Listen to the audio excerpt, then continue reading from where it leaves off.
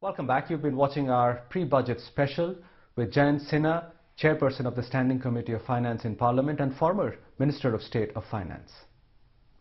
Let me turn to another issue which is an important one because you spoke about the credit cycle a while back. I want to ask you as Chairperson of the Standing Committee about the Insolvency and Bankruptcy Code. Do you lean towards the view that that needs to be resurrected because it is not delivering along the lines that was expected earlier and we need modifications and tweaks for a new IBC code? So then we have done extensive work on the Insolvency and Bankruptcy Code. I myself piloted that legislation in Parliament, in the Lok Sabha and the Rajya Sabha.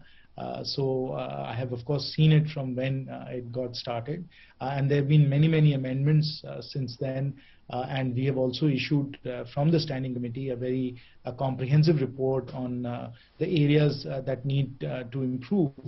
There isn't anything fundamentally wrong with the code. The code is actually a revolutionary, game-changing set of guidelines and laws for resolving bankruptcy.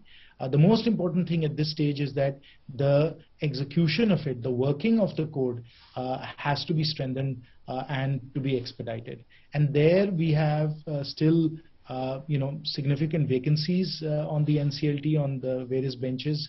We need more people to come in. We need to have more benches as well because the volume of work has gone up and of course is going to continue to be high because of the COVID pandemic. And then we need to digitize and streamline the functioning, for which we have recommended many measures so that the NCLT processes can move in an efficient manner. So that's the primary requirement right now. The legislation, the laws, the rule book, I think is quite comprehensive, is quite well established, but it has to be managed, it has to be implemented a lot better. Then there are 2 or 3 other areas where the insolvency processes need to be extended. One is on cross-border, and certainly there is work to be done there. The other is in the pre-packaged area for MSMEs as well. Again, there has to be some work done there. And then we have also recommended that the code of conduct for creditors needs to be strengthened and established as well. So there are areas where the legislation and the laws need to improve, but by and large, our biggest challenge right now is to just make sure that we execute it much better.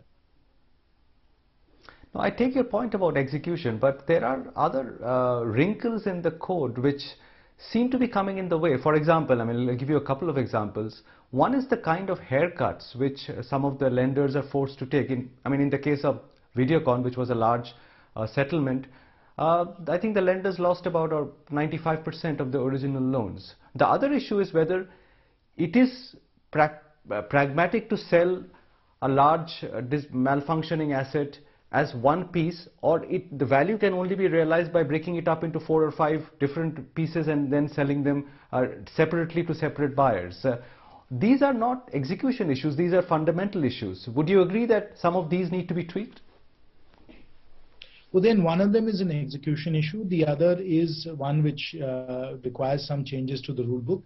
We have recommended changes on both those 2 dimensions that you've highlighted. As far as proceeds are concerned, so that you can recover more than you have been recovering in the past. We have said that execution has to be streamlined so that the asset value is not eroded so quickly. The longer the process drags on, the more there is an erosion of value. So we've said let the process be done very quickly so the erosion of value doesn't happen as much. Number 2, we've said there has to be a code of conduct for creditors so that they can expedite and streamline this resolution process. And they shouldn't be of the view that as long as you've gotten past liquidation value, that's good enough.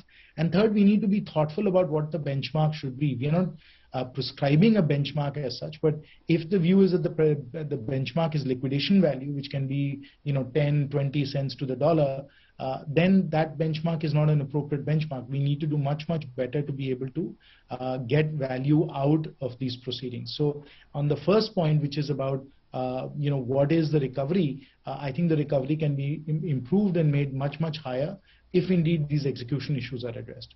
Now, coming to your second question about being able to sell a company in the insolvency process in different piece parts. We are in favor of that. There are certainly many companies that are conglomerates and have assets that will appeal to different kinds of buyers. And in those cases, the resolution professional and the insolvency process need to take that into account and proceed in that manner. Because ultimately, the goal that we are trying to achieve is a speedy resolution process with high recoveries. And so whatever can support that should definitely be considered.